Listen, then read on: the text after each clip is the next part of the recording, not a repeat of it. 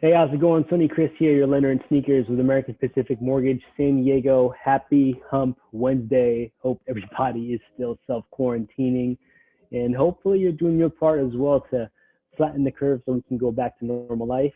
And hope everyone is just staying sane. I myself am still watching Netflix and trying to pass through the time and stay inside and run every now and then. But yeah, it's Wednesday, April 8th, 2020. Welcome to another episode of What's the Cost Wednesday, where I go into an active listing in San Diego County and I break down for you what you can expect per different loan program, the estimated monthly payments, and the estimated total cash to close.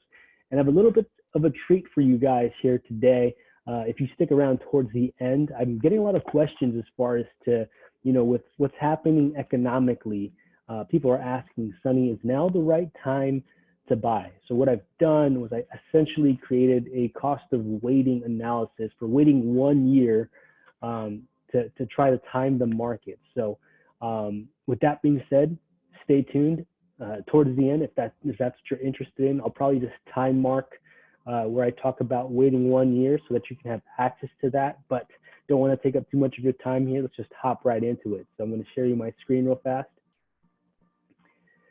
Here you go. So to start it off, I just want to give you an idea of where interest rates are, but really just take this with a grain of salt. There's going to be a benchmarker for us to use from I'm showing you the different examples for the different loan programs and the interest rates. So this is a survey from Mortgage News Daily. According to them, this is what you can expect as far as interest rates for a 30-year fixed rate mortgage. It's at 3.34%. Oopsie, didn't mean to do that there. And an FHA loan is at 3.25%, which you can expect VAs to be right in line with FHA most of the time, but that's what we're going to use. And what I'm going to do is, in the particular examples, is I'm going to buffer those interest rates and jack them up a little bit just to create more realistic and cautious expectation. Because, one thing, Mortgage News Daily, it doesn't say how many points they're paying, what the FICO score is for the buyer, and also as well what's the loan to value, meaning how much they're putting down for a down payment. So we're just going to jack up the interest rates a little bit for the examples, just to give you a more cautious expectations of what you can expect as far as monthly payment and cash to close for the particular property that I'm going to show you today. So we're going to hop right into Redfin. If you're using Redfin to look for homes, that's great.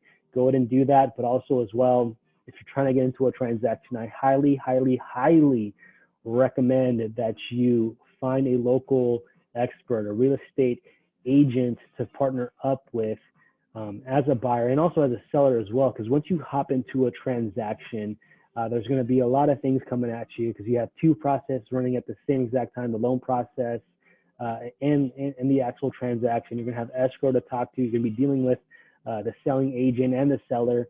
And you want to make sure that you have someone that is looking out for your best interest and can handle business while you're, at work, or, you have kids to take care of. And it's one of the biggest transactions of your life. And I'd rather have help than no help at all as far as watching out for my own interests. So we're going in my hood, as you can see, 92126 Mira Mesa. So shout out to the Marauders out there, class of 2007, 858, Mecca Town represent.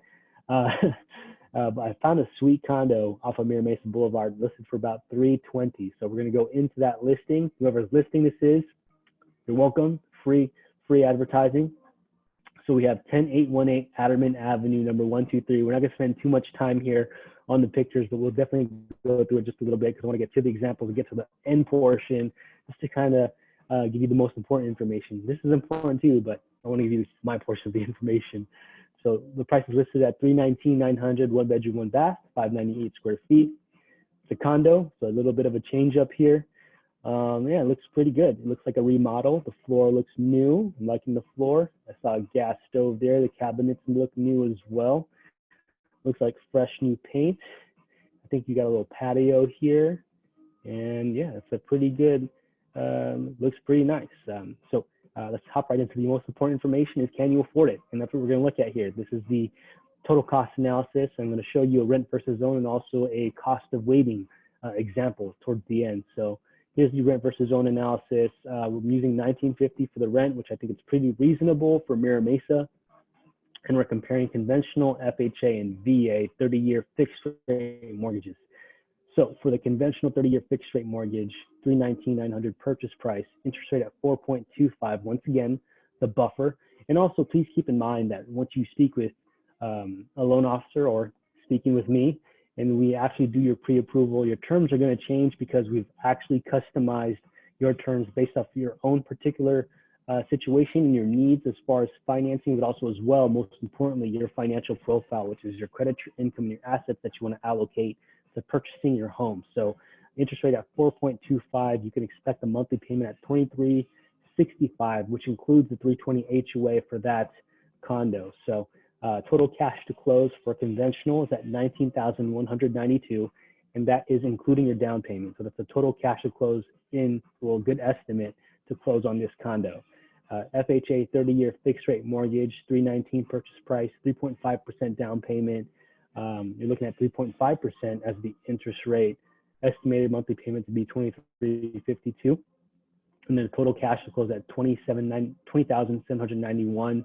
The reason why it's more, because obviously a 3.5% down payment versus a 3% is more. So it's $20,791. And last but not least, VA 30-year fixed rate mortgage, which, you know, I do have to give it out and shout out to my veterans out there and the military out there. Thank you so much for your service. You know, I grew up in a military background. At least my father was in the military, in the Navy, served 20 years. So thank you so much for your sacrifice. I'm a big believer that the VA loan is a VA loan benefit. And especially if you're stationed here in San Diego, it gives you the opportunity to own a beautiful piece of property in San Diego. So purchase price at $319, 100% financing, no mortgage insurance, 3.5% interest rate. You can expect a monthly payment at $21.94. And your total cash to close to be $9,595. So you still have to come in with the closing costs there. So hope that kind of opens your eyes as far as to what the estimated monthly payment is, and also as well the estimated cash to close for that particular listing. Now looking at the rent versus own analysis, if you continue to rent for 1 year, it'll cost you $23,400, which I hope that's relatable for you people out there.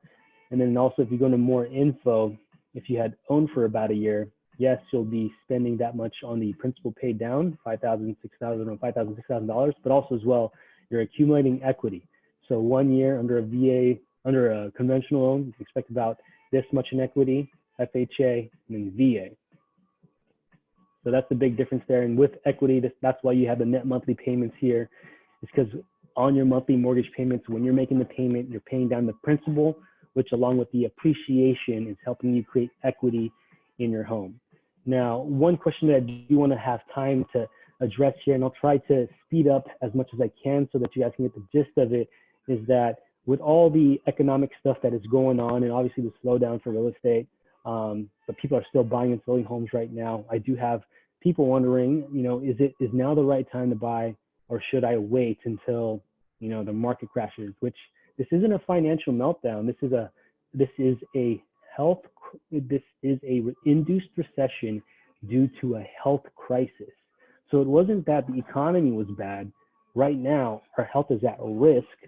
So we're taking steps and measures, and one of the steps and measures is essentially shutting down the economy and inducing a recession. So before I get into the cost of waiting 1 year, I do want to share some pieces of information with you that I think will kind of put things in perspective. So what you're looking at here is from the St. Louis Fed, and this is the historical chart for interest rates, and I've narrowed it down to give you an example of what had happened to interest rates before the recession, during the recession, and then after the recession, just really quickly. So before the recession is the interest rates were at 6.2 in 2007.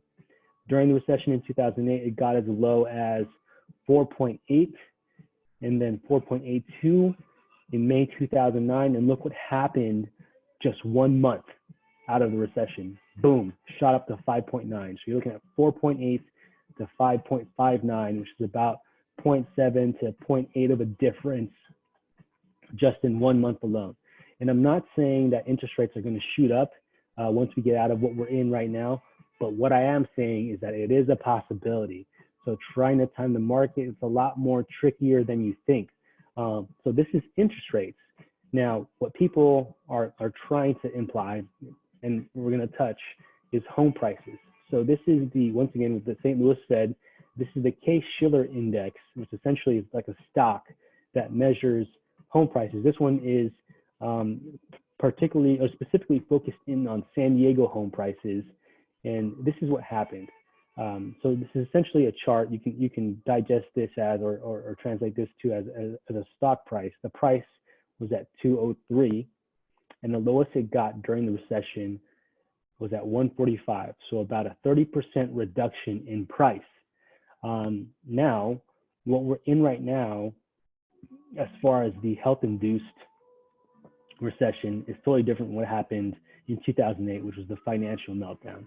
So what I'm going to do is I'm going to take that 30% reduction and cut it in half to about a 15% reduction, and we're going to use these pieces of information to see how much it would cost you to wait for about a year to see or time the market. And once again, this isn't a crystal ball, but it is to give you an idea. I'm a believer that a good benchmark to figure out what might happen in the future is to go into our past. So that's what we're doing right now. So going back into the total cost analysis, let's give you the 1 year cost of waiting for 1 year. Hold on. Boom, there you go. Let's clear that. So what you're seeing is conventional 30-year fixed price right now at $319,900. If you waited 1 year, 15% reduction would go down to $271. Interest rate right now is at 4.25. Now, I did show you that the interest rates did increase right as soon as we were out of the recession, which does make sense. And if you want to go more into detail, I can tell you why. So we're about to do a 0.8 to about a 0.8 increase to 5.125. Your monthly payments at $2365.49. Your monthly payments at $2197. If you include the principal that you're paying down, the net monthly payment is only about a difference of $50. So you're saving yourself $50 a month for about 1 year. Now, really looking at this and analyzing it, was it really worth the, what is that? How much was that reduction there? About what? 45,000, 319, 900 minus 271, 915. It's about so it's about a 47,985, almost $48,000 reduction in price by waiting 1 year. Was it really worth it? Let's put this into perspective. You're going to wait 1 year. You're going to pay rent. It's going to cost you $23,400. 1 year, if you were to own, you would build about $22,826 in equity. This is being very conservative because my appreciation rate's only about 2.5% in 1 year, which being California, we tend to skew towards above average or average as far as the national average of appreciation, which right now I think is anywhere from 4 to 5%. So looking at it, so it cost you $23,400 to wait 1 year.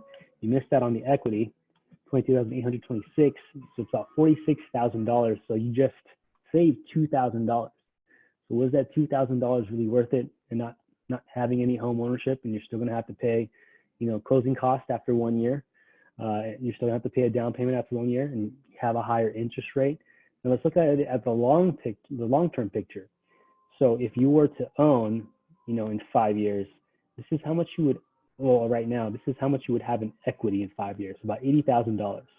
Wait 1 year, this is how much you would own in 5 years of owning after waiting 1 year, about $65,000. So you lose about $15,000, but in reality, you've paid rent that 1 year, so you lose about $15,000 plus $23,000, lost about $38,000 in net worth that you could have built in 5 years. So was it really worth it? That is totally up to you. And by all means, this isn't to get you guys to buy right now. This is kind of just to show you and educate you on this particular example. I'm a big believer that, hey, if you're not in a financial position to buy and it doesn't make sense for you to buy, it means you can't find a home that you like, not within your monthly budget, then you shouldn't buy. But if you have consistent income coming in and buying a home was a goal for you, time in the market beats timing the market any day, because nobody has a crystal ball. For me, in my opinion, as long as I find a home within my monthly budget and it doesn't get in the way of any of my financial goals, no matter what is happening around me economically, it's the right time to buy for me. So hope this helps you guys and hope this answers some of your guys' questions. If you want to go deeper into this and you want to talk more, I would love to be a resource. Feel free to DM me, text me if you have my number. Thank you guys so much for your time. And that's it for another episode of What's the Cost Wednesday. Catch me next Monday for Monday Mortgage Market Update. If you guys like the video, give me a thumbs up. Subscribe to my YouTube channel. No, I'm totally just kidding. But share the video. Hope you guys like this content. And I'm going to keep it coming so long as we're in this self-quarantine. Take care, y'all.